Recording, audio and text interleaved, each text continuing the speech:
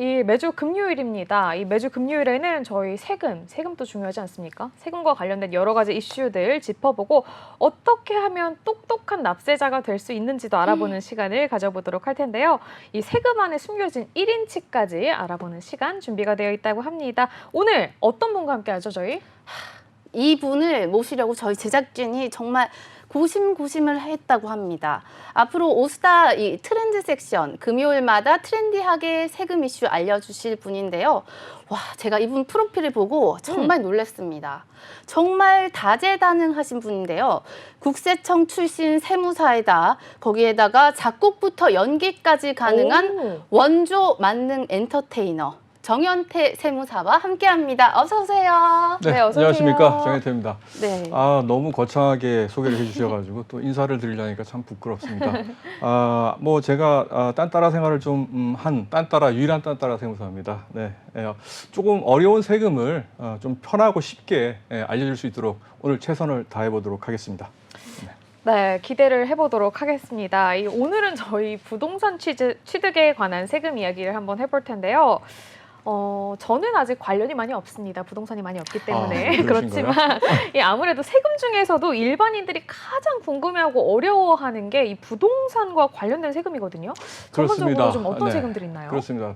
우리나라 대부분 자산을 가지고 있는데 뭐 여기 주식 시장 계속 말씀하셨는데 주식도 많이 가지고 있지만 대부분은 자산이 부동산 형태로 부여하는 경우가 많죠. 그렇죠? 네, 맞습니다. 그렇기 때문에 내가 이 부동산을 취득하고 또 이 보유하고 이걸 매각할 때 어떤 세금을 내야 되는지에 대한 관심사가 정말 많을 겁니다. 그래서 제가 오늘은 이거를 다 얘기를 하려면 5배속으로 해가지고 그죠? 한 2시간 해야 되는데 네. 그래도 이게 경제 프로그램이 아니라 네. 요기댕기됩니다. 그죠? 요기댕기 할 수 없으니까 제가 오늘은 취득에 대해서만 간단하게 어떤 세금이 있는지 어떤 방식으로 세금을 내야 되는지 이런 얘기를 해보겠습니다. 취득하는 방식도요 3가지가 있어요. 네. 우리 그 지방세법은 3가지를 하는데 첫 번째는 누군가로부터 매매나 경매, 공매 이런 방식으로 유상으로 돈을 내고 취득하는 방법이 있고요. 네. 또 무상으로 취득하는 방법이 있어요. 어떤 경우일까요? 상속, 증여, 그죠? 제일 좋은 주는 거. 거죠, 제일 좋은 이걸 거. 무상으로 취득한다 그래요, 그죠? 네. 그 다음에 또 마지막으로 그냥 아무것도 없었는데, 그죠? 건물을 지었어요. 이걸 뭐예요? 원시적으로 취득, 원시 취득. 네. 이 세 가지 취득 형태에 따라서 세금을 다르게 규정하고 있다는 겁니다. 네. 어떤 이야기 준비가 되어 있을지 너무 기대가 되는데 네. 제가 네. 지금 이런 단어들 들으면서 사실 제가 작년부터 이 공인중개사 준비를 하고 있거든요. 그래요? 이렇게 말씀을 들어보니까 제가 왜 떨어졌는지 알겠어요. 기억이 하나도 안 나. 원시취득 이런 거 얘기하는데 기억이 하나도 안 나네요. 어쨌든 오늘 잘 배워보도록 하겠습니다. 네. 일단은 보통 이제 세율을 궁금해 하시니까 제가 세율에 대해서 간단하게 말씀을 드리겠습니다. 제가 뭐 간단한 표 같은 걸 준비를 했는데 이거를 좀 보면서 얘기를 하면 더 편할 것 같아요.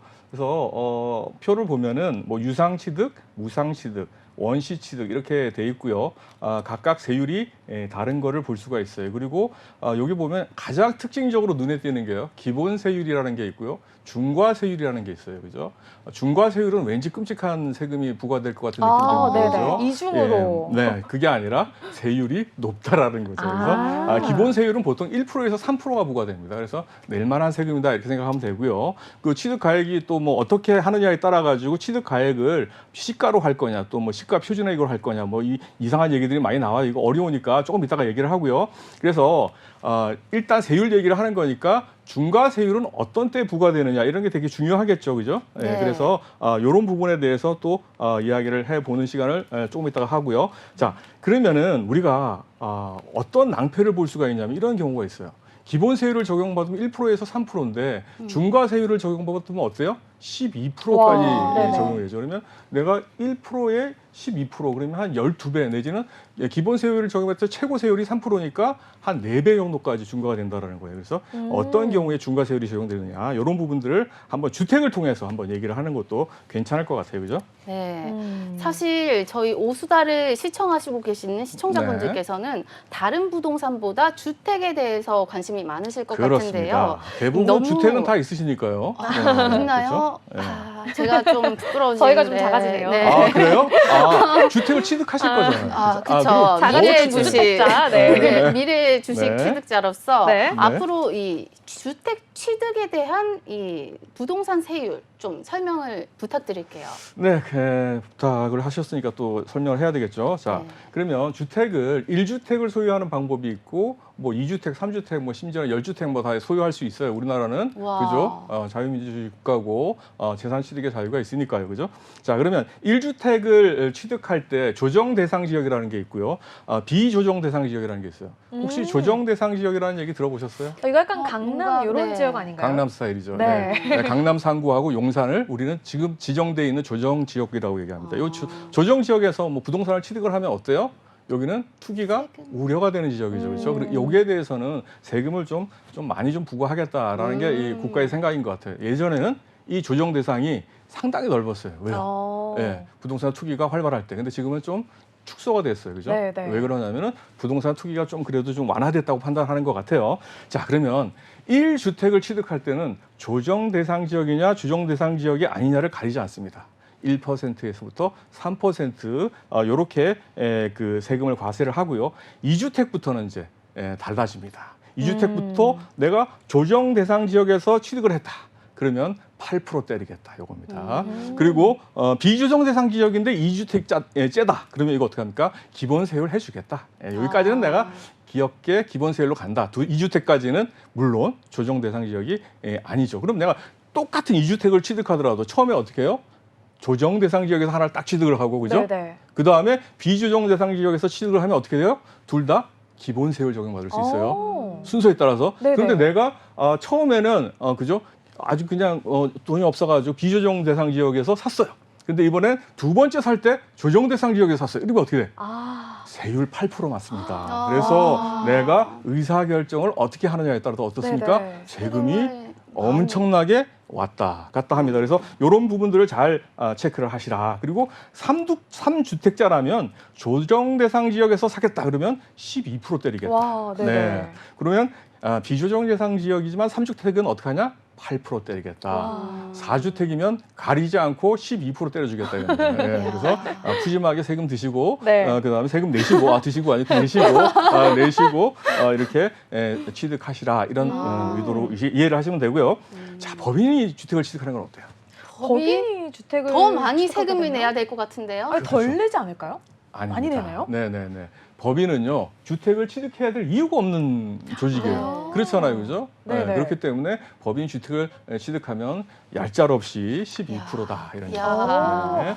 네, 와, 그렇습니다. 이렇게 지금 깔끔하게 정리를 해주셨는데 저는 네. 이거는 확실히 알았어요. 돈이 없는 사람들도 나중에 추후에라도 이 2주택을 보유할 수도 있기 때문에 네. 꼭 처음에 집을 살 때 돈이 없어도 무리해서 이 조정 지역에 있는 집을 사는 편이 낫겠다. 그렇죠. 처음에 괜히 조정 지역 처음에 아닌 한 곳에 방은 사면 괜찮습니다. 두 네. 번째부터 문제가 됩니다. 네네. 중과세율은. 네, 그런 네네. 부분을 좀 저희가 네. 알고 가면 좋을 것 같고 저는 네. 그럼 이런 부분도 궁금한데요. 이 네. 사람이 네. 1주택을 소유하고 있다가 뭐 그렇죠. 피치 못할 사정으로 인해서 다른 지역으로 이제 이주를 하게 되면서 이 맞습니다. 집을 보유한 채로 다른 네. 집을 또 매수를 하게 되는 그렇죠. 경우가 내가 있는다면 학업상의 이유라든지 그쵸, 내가 어쩔 수 직장 없이 때문에 했는데. 내가 집을 하나 가지고 있었는데 그쪽에 또 집을 맞아요, 사야 되는 맞아요. 경우가 있잖아요. 그럼 아니 이걸 어쩔 수 없이 이렇게 샀는데 네네, 너무 이거를 억울하지 국가에서 이거를 그냥 세금을 때려버리면 네네. 얼마나 억울한지 알겠죠, 그렇죠? 그러니까요. 이런 분들을 위해서 또 국가에서 또 친절하게 혜택을 아. 주고 있습니다. 그래서 두 분 앵커에게 또 질문을 제가 드리려고 그래요. 일시적으로 2주택을 보유해도 되는 기간이 있어요.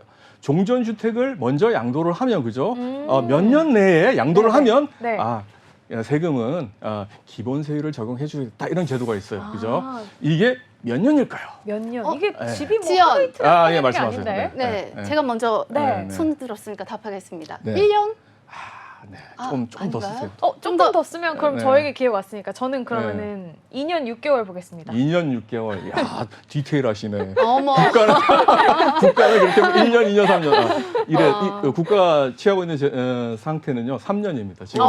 제가 근데- 관대한데요? 왔는데요. 아주 관대합니다. 네. 사실 나는 일시적이라고 얘기했는데 3년이 일시적인가 이런 의문이 있을 수가 있어요. 근데 옛날에는요 이게 1년이었어요. 그리고 최근까지만 해도 어땠냐면요. 네네. 조정 지역에서는 이게 1년이었어요. 비조정 지역은 3년이었는데 요즘에 작년이죠. 작년부터 시행되는 법에 의해 가지고 공이 3년으로 네네. 푸짐하게 이렇게 늘려줬다. 그렇죠. 네네네. 세금을 국가가 뭐 굳이 그렇게 뭐 이사 가는 분들한테까지 네네. 불이익을 주면서 세금을 네네. 떼어먹어야 되겠다 이런 생각을 하신 것 같아요. 그래서 참 좋은 제도가 생겼다 이렇게 이해를 하시면 되겠습니다. 네. 그러면은 요것도 좀 저희 여쭤봐야 될 것 같은데 네. 이 제 꿈이기도 한데요. 네. 이 주택을 부모님에게 이제 증여를 받아요. 그럼 맞아요. 증여를 네. 받았을 때도 이게 뭐 중과가 되는 그런 경우가 있을까요? 네, 증여를 받았을 경우에 두 가지 요건으로 예를 들어서 주택 공시 가격이라는 게 있어요. 공시 가격이라는 게 뭐냐면은 이게 시가라는 개념하고는 조금 다른 개념인데 하여튼 공시 가격이 시가보다 좀 낮다고 생각하면 돼요. 보통 보면은 일반적으로 시가보다 공시 가격은 일반 주택 뭐 단독 주택이라고 얘기하잖아요. 네네. 요거는 한 60% 정도 돼요. 그리고 뭐 아파트나 이렇게 뭐죠 공동주택 같은 경우에는 한 80%까지 거의 갑니다. 그래서 어쨌든 이 공시가액이 한 3억이 넘는다. 네네. 그리고 또 내가 요거를 조정 지역에서 취득을 했다. 이랬을 경우에는 증여를 받았을 때 기본 세율이 아니라 2% 중과세율 좀 세게 맞습니다. 그래서 내가 요 조건에 해당이 되지 않으면은 물론 중과세율이 적용되지 않습니다. 물론 그러니까 금수저한테는 좀 세금 많이 내도 되지 않느냐 이렇게 보시면 돼요. 아무래도 금수저라는 그렇겠죠. 게 네네. 지역이 우리 아시는 강남 상구, 엔드, 용산 요 정도 사시면은 그래도 뭐 세금 좀 내셔도 되지 않나. 그리고 또 예외적인 또 경우가 있어요. 증여하시는 분이 요 딸랑 1세대 1주택이더라. 요거 하나 하는데 또 심하게 세금을 때리면 국가가 너무 또 궁핍해 보이니까 그죠? 우리는 부강한 국가니까요. 네네. 그죠? 그래서 요 부분에 대해서는 좀 용서를 해주겠다. 기본 세율로 때려주겠다 이런 얘기입니다.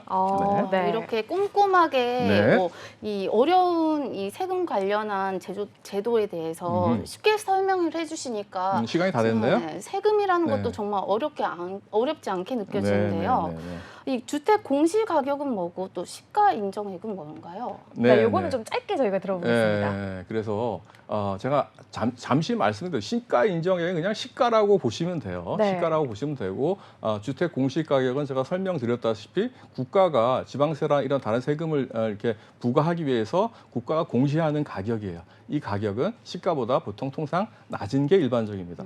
근데 이게 시가 인정액에 대해서 증여를 했을 때 우선순위가 있어요. 예를 들어서 이런 거죠.